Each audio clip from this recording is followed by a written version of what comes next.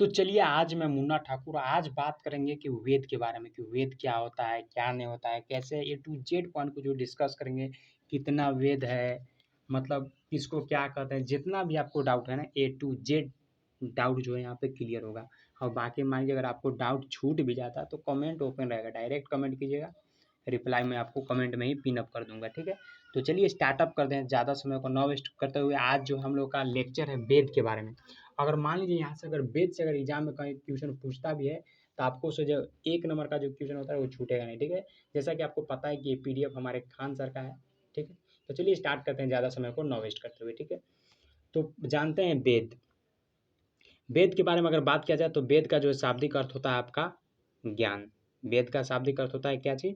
तो ज्ञान। इतना पॉइंट क्लियर है कि मान लीजिए एग्जाम में पूछ दिया कि बताइए कि वेद का शाब्दिक अर्थ क्या है, डायरेक्ट 4 ऑप्शन दे रहे हैं, मार देंगे टिक ज्ञान में, ठीक है। ये सब जो आपको मतलब यहाँ पे जो है ये मतलब सब पिन अप किया हुआ है, आपको टेंशन नहीं लेना है। लास्ट में इसको डिस्कस एक बार और कर लेंगे, बाकी पढ़ लेंगे तो ऐसे तो आपको याद हो ही जाएगा साथ में, और बाकी जो बचेगा उसको लास्ट में जो है पिन अप कर लेंगे, ठीक है। तो पहले बात करते हैं कि वेद।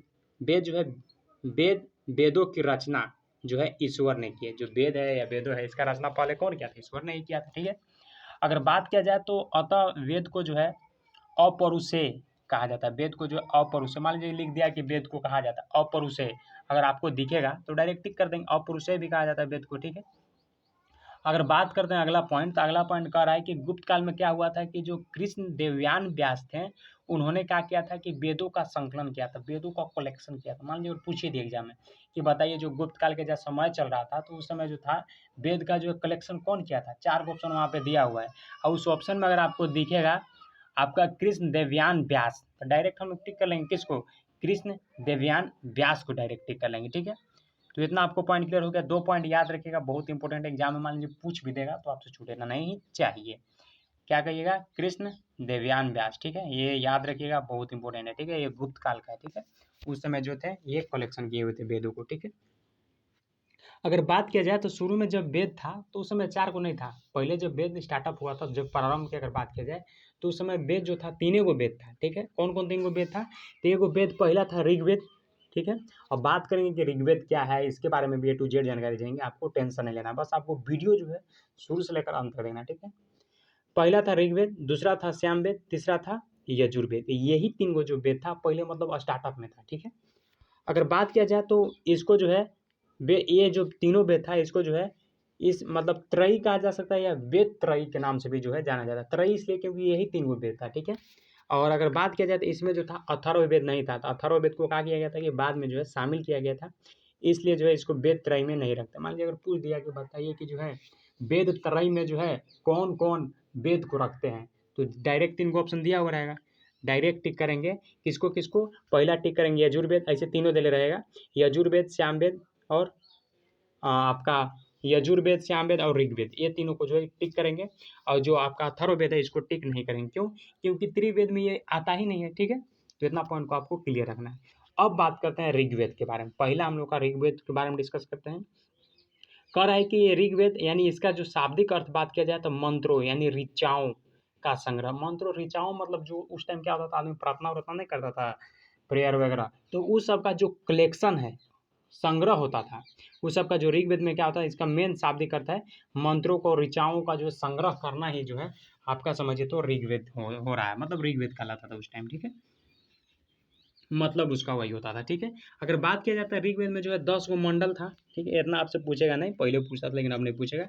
फिर 1028 सूक्त था, फिर 10,558 जो है ऋचाएँ था। ये जो था आपका ऋग्वेद में जो था कितना कितना 10 गो मंडल, 1028 जो सूक्त था, 10,580 ऋचाएँ था, ये था, ठीक है। पहले पूछता था लेकिन अभी नहीं पूछेगा, इतना दिमाग में नहीं रखना, ठीक है। अगला है कि ऋचाओं को जो है अधिकता के कारण क्या होता था कि इसे ऋग्वेद कहते थे। ऋचाओं की अधिकता मतलब ऋचाओं मतलब जो प्रेयर वगैरह जो आदमी मंत्र सब करता था, उसका जो अधिकता मतलब ज़्यादा होने के कारण जो है इसको जो है क्या कहा जाता था? ऋग्वेद कहा जाता था, ठीक है। अगला अगर बात करते हैं कि सबसे प्राचीन एवं कह सकते हैं कि सबसे बड़ा वेद जो था आपका ऋग्वेद है। यहाँ से क्वेश्चन डायरेक्ट क्वेश्चन टकर सकता है। मान लीजिए अगर क्वेश्चन पूछ दिया कि बताइए सबसे प्राचीन वेद कौन है, चारों वेद दे दिया, आपको डायरेक्ट टिक किसको करना है? ऋग्वेद को। ऋग्वेद जो है सबसे प्राचीन वेद है, ऋग्वेद जो है सबसे प्राचीन वेद है, टिक करना है ऋग्वेद को, ठीक है, याद रखिएगा। और पूछ दिया कि मान लीजिए सबसे बड़ा वेद कौन सा था, तो डायरेक्ट इसी को टिक करेंगे, किसको? ऋग्वेद को, ठीक है। अगला अगर बात करते हैं कि गायत्री मंत्र की जो चर्चा है ये भी जो है आपका ऋग्वेद है। मान लीजिए अगर पूछ दिया कि बताइए गायत्री मंत्र का चर्चा जो है बताइए कौन सा वेद में, चारों वेद का ऑप्शन देगा, आपको डायरेक्ट टिक करना है कि ऋग्वेद। ऋग्वेद में जो है आपका गायत्री मंत्र की चर्चा है, ठीक है। अगर बात किया जाए कि जो सूर्य भगवान का, जो सूर्य भगवान की ओर जो है समर्पित है, ठीक है। जो गायत्री मंत्र की जो चर्चा है ये क्या है कि सूर्य भगवान की ओर जो है समर्पित है, उनके ऊपर समर्पित है, ठीक है। अगर बात किया जाए तो पहली बार जो है शूद्र का प्रयोग जो है ऋग्वेद में ही हुआ है। मान लीजिए अगर पूछिए दिया कि बताइए कि शूद्र का जो पहली बार प्रयोग जो है कौन सा वेद में हुआ है, तो बताएंगे ऋग्वेद में हुआ है। क्लियर। अगर पूछे फिर अगला क्वेश्चन बनता है कि ऋग्वेद का जो दूसरा और जो सातवां मंडल जो है पुराना, मान लीजिए ऑप्शन दे दिया कि बताइए कि ऋग्वेद का जो है कौन कौन मंडल पुराना है, तो बताएंगे दूसरा और सातवां, ये मंडल जो है पुराना है। दूसरा और सातवां मंडल जो है ऋग्वेद का पुराना है, ठीक है। क्योंकि इसका जो संकलन जो है बाद में हुआ था। क्यों क्यों पुराना है? क्योंकि दूसरा और सातवां जो है इसका जो संकलन हुआ था, इसके बारे में जो डिस्कस हुआ था ये क्या हुआ था, बाद में हुआ था, ठीक है। चलिए अगला है कि नौवां मंडल जो है सोम देवता की चर्चा। अगर मान लीजिए पूछिए दिया कि बताइए जो ऋग्वेद है उसमें जो है सोमदेव की चर्चा किस में है, तो नौवां मंडल में। मान लीजिए अगर पूछिए दिया डायरेक्ट कि बताइए सोम देवता की चर्चा किस में है, तो नौवां में। चाहे पूछ दिया कि नौवां मंडल में किसकी चर्चा है, तो बताएंगे सोम देवता की, ठीक है। अगला क्वेश्चन यहाँ से इंपॉर्टेंट बनता है कि जो ऋग्वेद का जो ज्ञानी है उसको क्या कहते थे। तो जो ऋग्वेद का जो ज्ञानी होता है तो उसको क्या कहते थे, होत्र कहते थे। होत्र, कितना कोई होत्री बोलता है, ठीक है। तो ये जो है आपका जैसे लगे याद रखना है, ठीक है। हम तो बोल रहे हैं होत्र, लेकिन होत्री कितना को बोलते हैं, तो होत्र जो है कहते थे, ठीक है, ऋग्वेद का ज्ञानी को, ठीक है। अगला है कि ऋग्वेद का जो उपवेद था आयुर्वेद। यहाँ से दो क्वेश्चन इंपॉर्टेंट है, पूछ सकता है कि इसका ज्ञानी को क्या कहते थे, तो होत्री या होत्र जो है वो बोलते थे। और इसका जो ऋग्वेद का उपवेद था तो उसको बोलते थे आयुर्वेद। ऋग्वेद के ज्ञानी को याद रखिएगा होत्र कहते थे, और जो ऋग्वेद का जो उपवेद है उसको आयुर्वेद कहते थे, ठीक है। अगला देखते हैं कि इसमें जो है चिकित्सा की चर्चा है। जो ऋग्वेद का जो उपवेद है यानी जो आयुर्वेद है उसमें किसका चर्चा है, तो बताएंगे चिकित्सा की चर्चा है। अगर बात किया जाए तो इसके जो ज्ञानी जो था उसको जो है प्रजापति कहते थे। जो ऋग्वेद का जो ज्ञानी था उसको क्या कहते थे, प्रजापति कहते थे, ठीक है। ये सब पॉइंट आपको फर्स्ट में ही दिया हुआ था, यहाँ पे दिया हुआ है, इसको लास्ट में डिस्कस एक बार फिर से कर लेंगे, ठीक है। इसमें जो है 10 राग युद्ध की जो है चर्चा है। मान लीजिए अगर एग्जाम पूछ दिया कि बताइए कि 10 राग युद्ध की चर्चा है किस में, तो आप क्या बताए, आपको डायरेक्ट बताना है कि ऋग्वेद में ही चर्चा है, ठीक है। तो फाइनली जो था हम लोग जो ऋग्वेद के बारे में था वो डिस्कस कर लिए।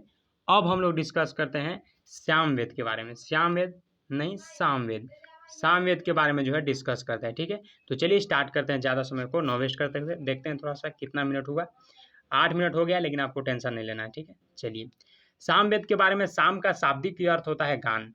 मान लीजिए शाम का शाब्दिक अर्थ क्या होता है, गाना बजाने वाला जो है आपको सामवेद में आएगा, ठीक है। अगर बात किया जाए तो इसमें जो है 1875 गो मंत्र है, किसमें, सामवेद में। सामवेद में जो है 1875 गो मंत्र है, किंतु वास्तव में जो है 99 आपका जो है 99 मंत्र जो है सामवेद के हैं। बाकी मंत्रों को जो है ऋग्वेद का ग्रहण कर लिया है। मतलब 1875 था और में से समझिए तो 99 गो जो है सामवेद का, बाकी मतलब जितना भी मंत्र था सब लगभग मतलब चल गया है ऋग्वेद में, ठीक है। ऋग्वेद जो है ग्रहण कर लिया, ठीक है। अगला जैसे देखते हैं कि जो सामवेद है, सामवेद में जो जैसे भारतीय संगीत जैसे नहीं था सारेगामा, वो जो सारेगामा प ध नि की जो चर्चा है ये आपको सामवेद, मतलब इतना माइंड में सेट रखिए कि साम में जो है आपको गाना उना के बारे में डिस्कस किया जाएगा, संगीत उंगीत के बारे में जो है डिस्कस किया जाएगा, ठीक है। अगर बात किया जाए तो ये संगीत यज्ञ के समय गाए जाते हैं, ठीक है। अगर बात करते हैं कि सामवेद ज्ञानी को जो है उद्गाथा कहते थे। मान लीजिए अगर पूछ दिया आपसे कि सामवेद के जो ज्ञानी था उसको क्या कहते थे, तो सामवेद के ज्ञानी को उद्गाथा कहते थे। क्या कहते थे, उद्गाथा कहते थे, ठीक है, उद्गाथा कहते थे। और सामवेद का जो उपवेद था कौन था, गंधर्व वेद। अगर वही पूछ दें कि जो आपका हम लोग अभी ऋग्वेद के बारे में डिस्कस किया उसका ज्ञानी के क्या था, प्रजापति, और उपवेद था आयुर्वेद, ठीक है। एक बार फिर से डिस्कस करेंगे, आपको टेंशन नहीं लेना है, ये सब क्वेश्चन इंपॉर्टेंट बनता है, ठीक है। और जो गंधर्व वेद है उसका ज्ञानी को नारद, ठीक है। जैसे क्या हुआ कि सामवेद का ज्ञानी को उद्गाथा बोल दिए, और सामवेद जो है उसका उपवेद हो गया गंधर्व वेद, और जो गंधर्व वेद का जो ज्ञानी हो गया वो नारद हो गया, ठीक है। अगला अगर बात करते हैं कि जो आपका भारतीय संगीत का जन्म जो है सामवेद से हुआ, मतलब संगीत उंगीत का जो भी कुछ डिस्कस किया जाएगा डायरेक्ट हम लोग पिन अप करेंगे किस में, तो डायरेक्ट क्लीन अप करेंगे सामवेद में। और जो भी मंत्र वंत्र हो गया, प्रार्थना उर्थना, ये सब ऋचाएँ उचाएँ के बारे में, तो डायरेक्ट हम लोग ऋग्वेद में, ऋग से ऋचाएँ याद करिए, ठीक है। वो सब का जो डिस्कस है आपको किसमें, तो बात करेंगे ऋग्वेद में, और सामवेद में तो संगीत उंगीत के बारे में, ठीक है। अगर तीसरा पॉइंट अगर डिस्कस करते हैं तो तीसरा वेद हम लोग का क्या है, तो तीसरा वेद है आपका है यजुर्वेद। यजुर्वेद में क्या हुआ था कि 1990 यानी 1990 बोलिए या 1990 बोलिए, इतना मंत्र है किसमें, यजुर्वेद में, ठीक है। यानी देखा जाए तो सबसे ज्यादा मंत्र इसी में, किसमें, यजुर्वेद में, ठीक है।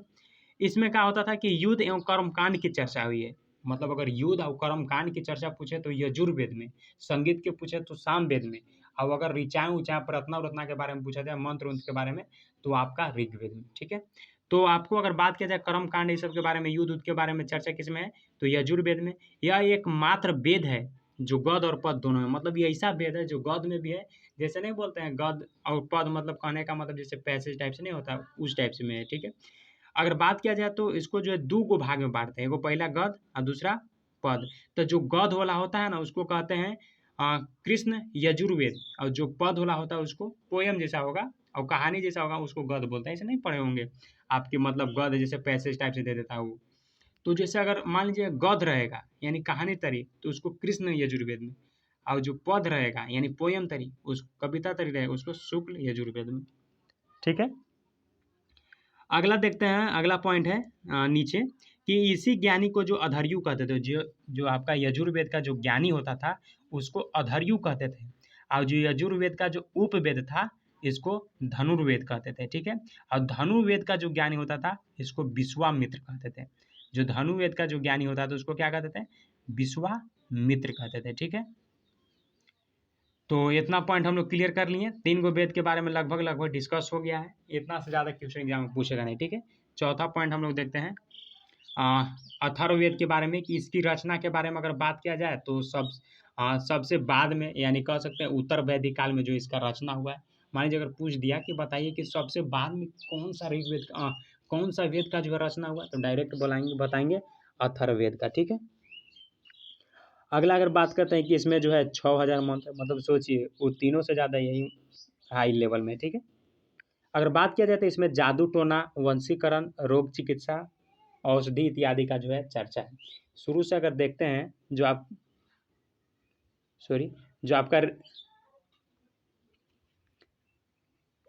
आपका ऋग्वेद,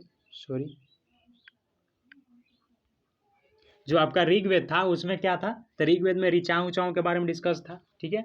जो सामवेद था, सामवेद में क्या था चर्चा, तो सामवेद में जो था संगीत का चर्चा था, स से संगीत और स से सामवेद, ठीक है। और जो आपका यजुर्वेद था, यजुर्वेद में कर्मकांड युद्ध उद्ध की चर्चा था। और इसमें जो है जो आपका अथर्ववेद है इसमें जादू टोना, वशीकरण, रोग निवारक, औषधि इत्यादि का चर्चा। वशीकरण कहने का मतलब ये है, जैसे वशीकरण दो गो शब्द से मिलकर बना है, एगो वशी है, करण है। वशीकरण मतलब किसी को अपने नियंत्रण में कर लेना, ठीक है। इस सब का चर्चा जो आपको अथर्ववेद में, ठीक है। अगर बात किया जाए तो अथर्ववेद का जो उपवेद होता है शिल्पदेव है, ठीक है। अथर्ववेद का ज्ञानी जो है ब्राह्मण को कहा जाता है। और जो आपका अथर्ववेद है इसका अथर्वा ऋषि ने जो है इस वेद को लिखा है। मान लीजिए अगर पूछ दिया कि जो अथर्ववेद को जो है कौन लिखा है, तो बताएंगे अथर्वा ऋषि ने लिखा हुआ है, ठीक है, अथर्वा ऋषि ने, ठीक है। अगला अगर बात करते हैं कि अथर्ववेद में जो है सर्वप्रथम मगध, अंग और राजा परीक्षित के बारे में जो है उल्लेख किया गया। अथर्ववेद में सर्वप्रथम अगर बात की जाए शुरुआती में, तो मगध, अंग और राजा परीक्षित के बारे में जो है डिस्कस किया गया, ठीक है। ब्राह्मण वेद यानी ब्राह्मण ग्रंथ जो है वेदों की अच्छी तरह से जो है समझाने के लिए ब्राह्मण ग्रंथ रचना किया गया है। सभी वेद अपने अपने ब्राह्मण ग्रंथ हैं। कह रहा है कि जो ब्राह्मण ग्रंथ जो है वेदों की अच्छी तरह से समझाने के लिए जो है ब्राह्मण ग्रंथ का जो है रचना किया गया, ठीक है। अगर बात किया जाए तो सभी वेद जो है अपने अपने ब्राह्मण ग्रंथ हैं, मतलब जितना भी वेद है सब अपने अपने में क्या है, ब्राह्मण ग्रंथ है, ठीक है। वैदिक काल में क्या हुआ था कि जौ, गेहूँ, गोधुन, वही गेहूँ के गोधुन के नाम बोलता है, चावल की ब्रीही कहा जाता था, ठीक है, वैदिक काल में। आरण्य के बारे में जान लेते हैं। आरण्यक वैसी पुस्तक जिसकी जो है रचना जो है जंगल में की गई हो। आरण्यक मतलब वो सब पुस्तक जिसका रचना जो जंगल में किया गया हो, मतलब क्या है क्या नहीं सब जंगल उंगल में किया गया, ठीक है, वो आरण्यक हो गया, ठीक है। अथर्ववेद को छोड़कर बाकी सभी पुस्तक जो आरण्यक है, मतलब अथर्ववेद को छोड़कर बाकी जितना पुस्तक सब आ जाएगा सब आरण्यक में आ जाएगा, ठीक है। तो फाइनली जो था हम लोग डिस्कस किए किसके बारे में, वेद के बारे में। थोड़ा सा एक बार और डिस्कस कर लेते हैं। ये जो आपका पॉइंट है इसको इम्पोर्टेंट है, यहाँ से क्वेश्चन डायरेक्ट पूछने का बन सकता है। तो जो ऋग्वेद है, ऋग्वेद का ज्ञानी को क्या कहते हैं, होत्री बोलिए चाहे होत्र बोलिए, जो बोलते हैं आप बोलिए, ठीक है। ऋग्वेद के ज्ञानी को होत्र, सामवेद का उद्गाथा, यजुर्वेद को अब्बू और अथर्ववेद को ब्राह्मण। ये जो है आपका मतलब ये वेद का जो है ज्ञानी है, ठीक है। और उपवेद का जो है ये ज्ञानी है, यानी आयुर्वेद को प्रजापति, गंधर्व, और आपका जो है सामवेद का जो उपवेद क्या है तो गंधर्व वेद, इसका जो है नारद, और यजुर्वेद का उपवेद धनुर्वेद, इसका है जो विश्वामित्र, और जो शिल्प वेद है किसका है, अथर्ववेद का उपवेद है, इसका जो है ज्ञानी विश्वकर्मा, ठीक है।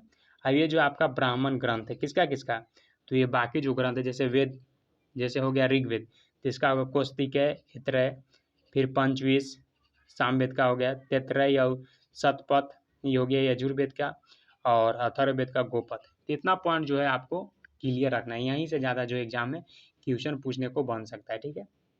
बाकी जो था हम लोग वेद के बारे में डिस्कस कर लिए, इतना से ज़्यादा एग्जाम में पूछेगा नहीं क्वेश्चन, ठीक है।